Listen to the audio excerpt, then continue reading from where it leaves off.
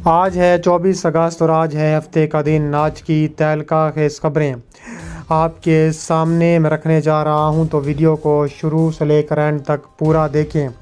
गज़ा में आज 60 यहूदी जहन्नम वासिल कर दिए गए, तो दूसरी जानिब मुजाहिदीन ने 10 टैंक जला डाले। अमेरिका इजराइल फंस गए, हिजबुल्लाह ने तबाही मचा दी। वीडियो की तफसीलात में आगे बढ़ने से पहले हमारी वीडियो को लाइक कर दें, चैनल को सब्सक्राइब करके बेल आइकन पर ज़रूर क्लिक कर दें। नाजरीन ग्रामी, तहलका खेज खबरें सामने आ रही हैं कि एक बार फिर गज़ा में इजराइल और हमास आमने सामने हैं और गज़ा में इजरायली दहशतगर्दी और गुंडागर्दी जारी है, जिसमें 12 फ़लस्तीनी जाँ बहक तो दूसरी जानिब 60 के करीब यहूदी जहन्नम वासिल कर दिए गए। सरकारी फ़लस्तीनी ख़बरसां एजेंसी वाफा ने बताया है कि हफ्ते की सुबह गज़ा के खान यूनस के मशरिक़ में और नसीरात पनागुज़ीन कैंप के इलाके में इजरायली हमलों में 2 बच्चों और एक खातून समेत कम अज़ कम 12 फ़लस्तीनी हलाक हो गए। वाफा ने मज़ीद कहा कि हमलों में कम अज़ कम 15 दीगर ज़ख्मी हुए। इलाके की वजारत सेहत के मुताबिक 7 अक्टूबर से अब तक गज़ा पर इजराइल के वहशियाना हमलों में 1 लाख से ज़्यादा अफराद शहीद हो चुके हैं।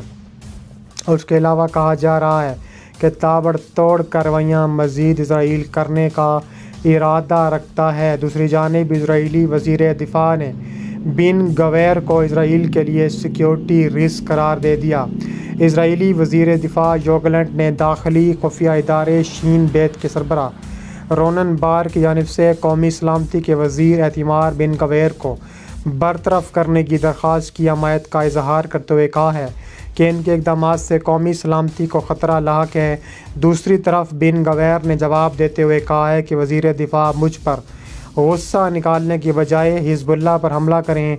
गैलट ने micro blogging website x platform पर अपने अकाउंट के ज़रिए लिखा है कि वज़ीर एतमार बिन गवैर के गैर ज़िम्मेदाराना इक़दाम रियासत इजराइल की कौमी सलामती को ख़तरे में डालते हैं और मुल्क में अंदरूनी तकसीम पैदा करने का बाइस बन रहे हैं। जनरल सिक्योरिटी सर्विस के सरबरा और इनके अरकान अपना फ़र्ज़ अदा कर रहे हैं और इन इक़दाम के संगीन नताइज से ख़बरदार कर रहे हैं।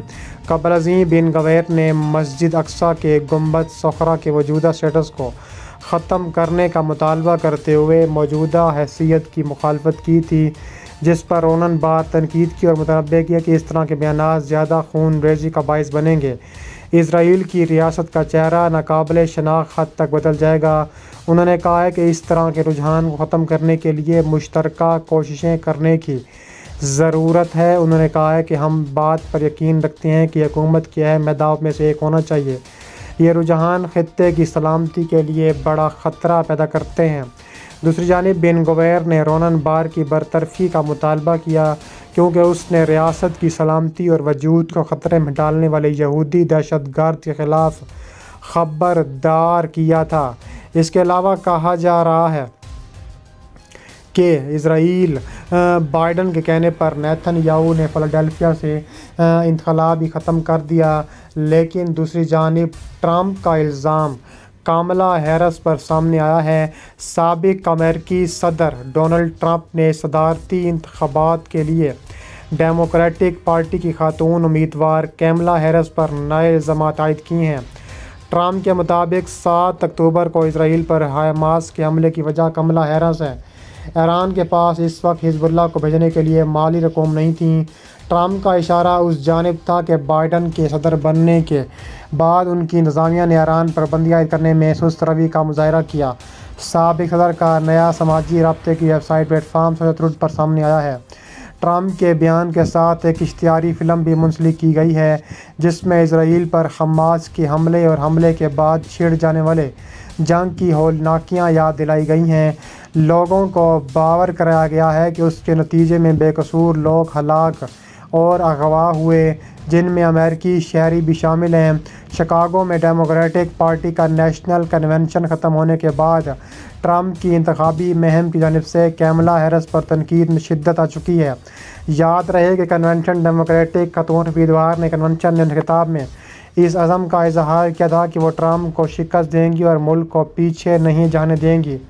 इसके अलावा बाइडन का अल-सीसी और तमीम से टेलीफोन पर रब्ता हुआ है और गज़ा में फायरबंदी पर बातचीत हुई है। अमेरिकी सदर जो बाइडन ने जुम्मे की शाम 2 इलाहा टेलीफोन रब्तों में मिस्री सदर अल-फत्ताह सीसी और कतर के अमीर तमीम बिन हमद के साथ बातचीत की है। बातचीत में गज़ा की पट्टी में जंग ख़त्म कराने की साजिशों की पेशकदमी पर मरकूज़ की। ये बात मिस्री ऐवान सदर के तर्जुमान अहमद फ़हमी और कतरी शाही ऐवान की जानिब से जारी बयानात में बताई गई है।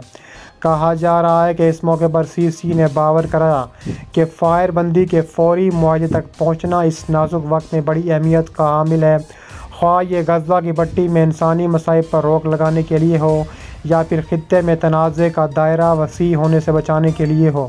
उधर दोहा में कतर के अमीर के ऐवान की जानिब से जारी बयान में बताया गया है कि जुम्मे की शाम जो बाइडन की जानिब से अमीर तमीम को होने वाली टेलीफोन कॉल में गज़ा की पट्टी में सूरत हाल की पेशरफ्त और वहाँ जंग ख़त्म कराने के लिए वसाततकारों की मुश्तरका कोशिशों पर तबादला ख्याल हुआ। इस मौके पर दोनों मुल्कों के दरमियान तज़ावीराती तल्लुकात उन्हें मजबूत बनाने के तरीक़ों के अलावा इलाकाई और बैनुल-अक़वामी सतह पर पेशरफ्त भी सामने आ चुकी है। एक तरफ मिस्र, कतर और अमेरिका की जानिब से गज़ा की जंगबंदी ख़त्म कराने और कैदियों के तबादले के लिए मुआहदे के लिए दरपे तजवीज़ पेश की जा रही हैं। दूसरी जानिब इजरायली वज़ीर-ए-आज़म बेंजामिन नेतन्याहू मुआहदा कबूल करने के लिए शराइत में मुसलसल इजाफ़ा करते जा रहे हैं।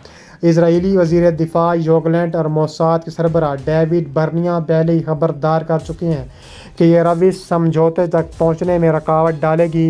नेतन्याहू की शराइत में गज़ा और मिस्र के बीच सरहद पर फ़िलाडेल्फिया के राहदारी और गज़ा की पट्टी में रफ़ा की ज़रगाह पर इजरायली कंट्रोल और फ़लस्तीनी ग्रुपों के जंगजुओं को गज़ा पट्टी के शुमाल में वापस आने से रोकना है।